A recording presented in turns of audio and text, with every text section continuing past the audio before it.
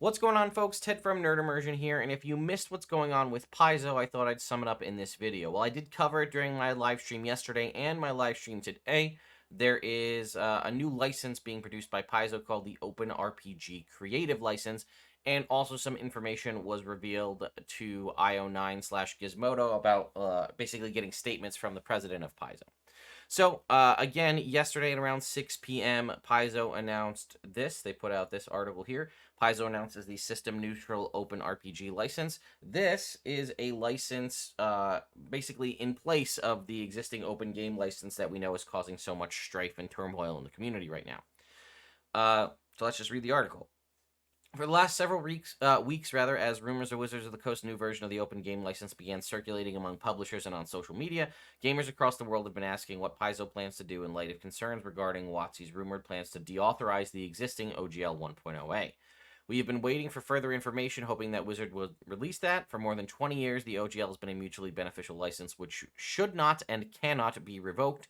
While we continue to wait an answer from Wizards, we strongly feel that Paizo can no longer delay making our own feelings about the importance of open gaming a part of public discussion.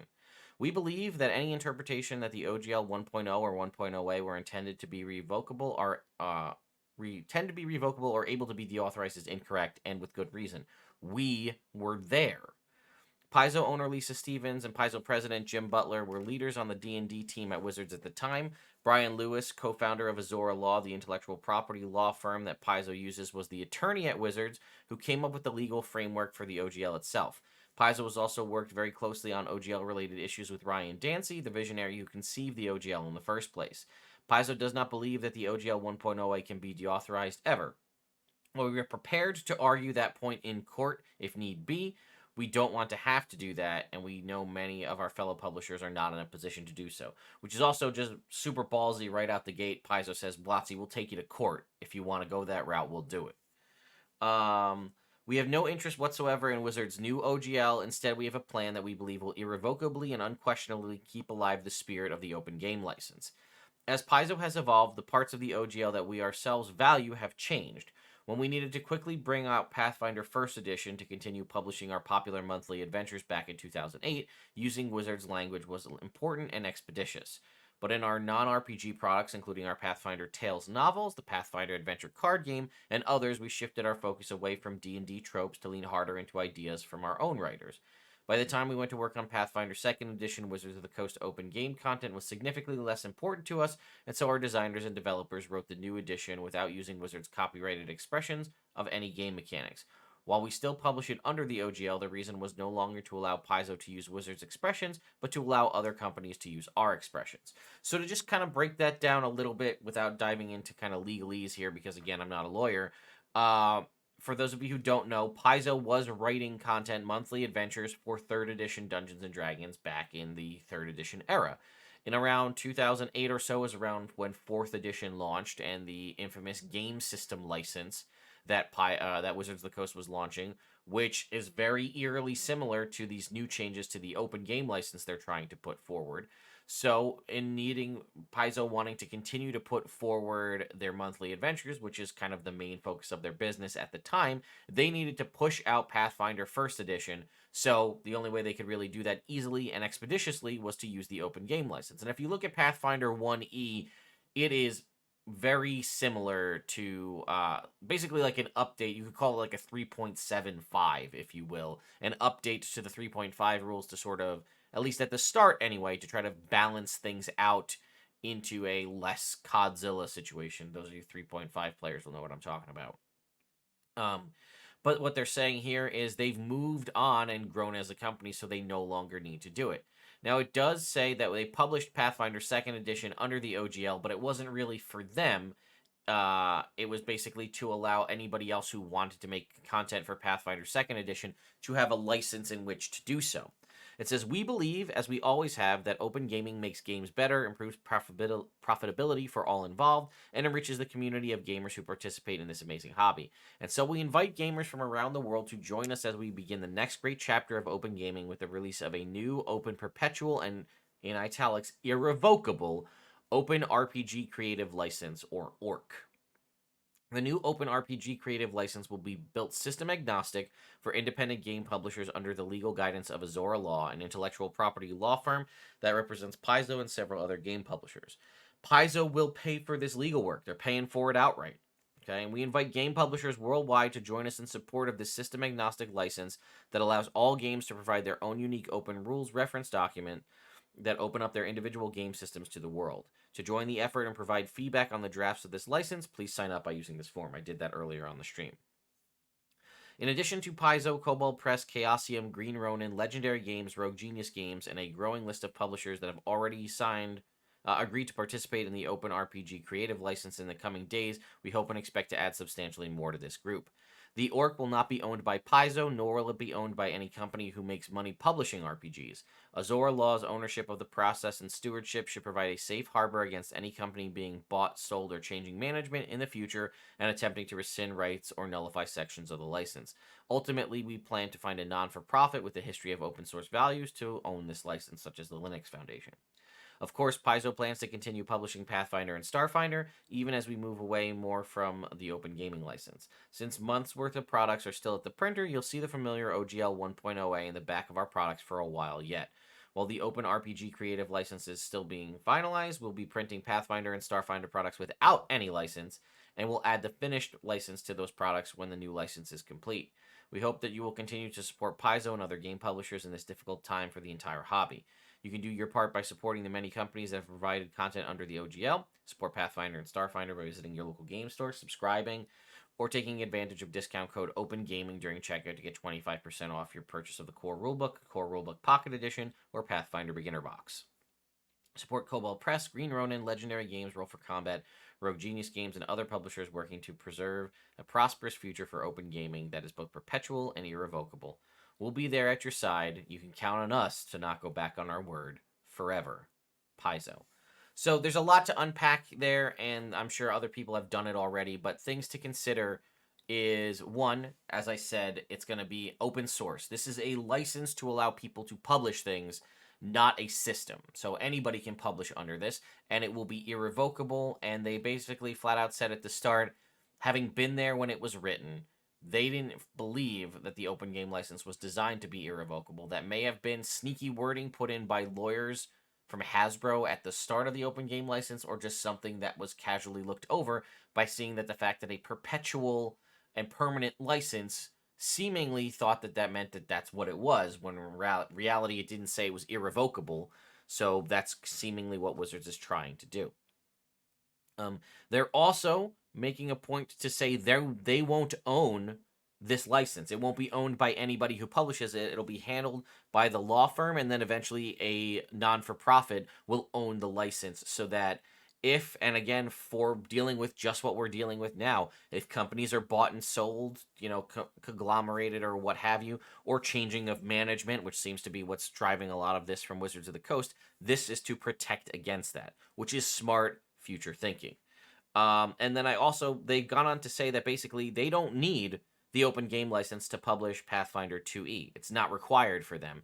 Again, as I said, they did it to protect other people. So the stuff that's at the printer will still have the OGL 1.0A printed in it. And then for a while, they're going to print Pathfinder and Starfinder content with no license in it at all. And then eventually, when the ORC is finalized, that'll get added to it.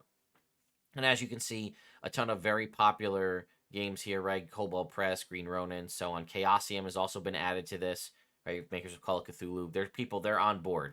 This is, I think, the future. And if we look over here, our good pal, Lynn Kodega, who's broken so many of these stories lately in dealing with the OGL. By the way, they're a fantastic resource and a fantastic person. You should follow them on Twitter if you haven't already. And I spoke with them a bunch this morning. Super nice stand-up individual. So check out Linda's Twitter. But Linda wrote this article speaking with Jim Butler, again, the president of Paizo, kind of giving first thoughts about the ORC. So they go on to say right here, right, Paizo announced the ORC. They don't intend to keep the license. And I'm going to skip ahead to just the question. So it's going to go from Linda at IO9 back and forth between them and Jim Butler, the Paizo president. So how long has the ORC been in the works? We started moving in this direction years ago with the development of 2nd edition of Pathfinder. Instead of basing the game on the specific mechanical expressions of the system reference documents opened by the Open Game License, we started our new edition with a blank slate, decoupling our game mechanics from copyrighted materials and prior SRDs in order to chart a new path.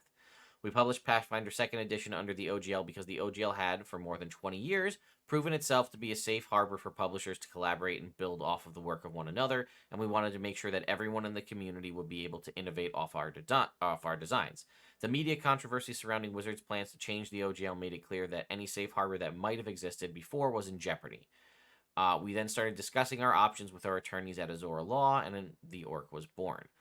Will the ORC be attached to any specific system reference, or will it be a larger framework? Again, as we kind of read in the original article, it will be a broader framework along the lines of GNU or Creative Commons, in which companies may independently deposit their own system reference documents. In that sense, it is not tied to a single system or a small set of systems, and importantly, it is not owned by a single RPG publisher. There are already a number of major companies signed up for the ORC license, so it won't launch without content, and more importantly, that content will grow over time, safe from outside influences. How long do you think it will take to establish the ORC / finalize its first edition? Members of the leadership team, as well as our legal counsel, were involved in the creation of the Open Gaming License, so although this will be a significant endeavor, especially as we intend to make the license itself permanent, perpetual, and irrevocable in line with the original intent of the OGL, we have a great deal of experience on the topic and are moving quickly. We feel that in the current environment, speed is necessary. There are creatives and support staff in our industry that depend on game publishing for their livelihoods. They've invested in careers and companies based on explicit statements and promises from Wizards executives over the last 22 years, including multiple additions and SRD changes at Wizards. These creators need a safe harbor, as do we. Careers have been built by the promise of open gaming. Those should not be snuffed out in a moment due to one company's shifting self-interest. So how long will it take? We expect the first draft release for feedback in February, and the final iteration depends on the publisher feedback we receive, finding or establishing the right foundation to protect the ORC, setting some standard agreeable by all publishers, and other elements vital to the long-term health of the ORC. Ultimately, the timeline will be driven by Azora Law, and they won't release the final version until it's ready. What kind of community input are you looking for during iterations? Our goal is to ensure that the Open RPG license is flexible enough to cover all types of RPGs and to be protected from any attempt to alter its primary mission. To that end, we're looking for feedback from other publishers to ensure that the final license covers their needs and what we've covered, and that we've covered any potential pitfalls. We do not want a future owner of a particular company or a novel legal theory to come along to attempt to undo that clear and unequivocal intent. Exactly what WotC's doing right now. Avoiding that requires attention to detail and feedback from our fellow publishers to make sure that the license works for everybody. Do you have any further comments on WotC's OGL update? The Open Game License was meant to benefit all game companies in the hobby game space. As the leader in that space, Wizards was the largest network of players and therefore is most positively benefited by the OGL. We're baffled by the business rationale that drove the leaked OGL 1.1 and the negative impact to the entire hobby industry that its loss would create. Why is the ORC important to the future of gaming? Even a mid-sized company like Paizo can't produce products that cover the wide range of gaming interests that exist in Pathfinder and Starfinder worlds. Smaller and even mid-sized publishers have crafted an amazing array of source materials, campaign worlds, novels, and more that support our games. They have created those extensions to Pathfinder and Starfinder through the Infinite programs hosted by One Bookshelf, Pathfinder, and Starfinder compatibility licenses that opened up even more of Paizo's games, our community use policy, plus an array of amazing licenses like Foundry Virtual Tabletop, Fantasy Grounds, Roll20, Hero Lab, Demiplane, WizKids, and more than I can list here. That's not even counting all our amazing international partners publishing our games in French, German, Italian, Spanish, Russian, and Brazilian Portuguese. The OGL opened that up to everyone, and it's vital that the ORC license do the same for the myriad creative publishers out there that bring their dreams to life. Paizo passionately believes that all games thrive in an atmosphere of cooperation and collaboration, even among publishers who are competitors. This spirit has guided the open gaming movement for more than 2 decades and made gaming what it is today. How will the ORC allow for greater accessibility to the TTRPG space? The ORC will not be limited to just print books and static PDFs. As technology changes, publishers will be empowered to take advantage of the same license and spread their works far and wide. From AR, VR to virtual tabletops, from screen readers to narrated novels, the Open RPG Creative License will let publishers plot their own course and open their works to legions of fans who otherwise wouldn't have the opportunity to know about them. I mean, this is just a class move from Paizo, going about doing this, paying for things for themselves, realizing that it needs to be hosted by a third party, unbiased, in case of management changes and things in the future. The fact that it's looking into accessibility, the fact that they're looking to have a draft out in a month from now so that they can get people covered under it is just fantastic stuff. I really can't say enough good things about this. I'm excited to see. I don't know if MCDM's new RPG system that they're working on will be published under the ORC, but I'm willing to bet that because Kobold Press has joined in, that their new project Black Flag will be. You can be sure that I will continue to cover this. And honestly, these class moves from Pathfinder and obviously all of the crappy moves from Wizards of the Coast and Dungeons and Dragons has made me intrigued to go check out Pathfinder. So be on the lookout for some Pathfinder content here on the channel. I also think it might be pretty interesting to see like and make content about like, hey, I've been obviously a D&D guy for a long time and a D&D channel. If I'm switching to Pathfinder, what kind of stuff do I need to know? And then you guys can kind of learn along with me. Not to say that I'm going to 100% switch. We're still going to play other games and things, but not saying that I'd 100% switch to Pathfinder. But, you know, I haven't done it. So maybe my journey can also help you inspire your journey or help ease the, you know, the shift and the transition. So I don't know. Let me know your thoughts and opinions in the comments down below. More on this as more news breaks. And I will see you all next time.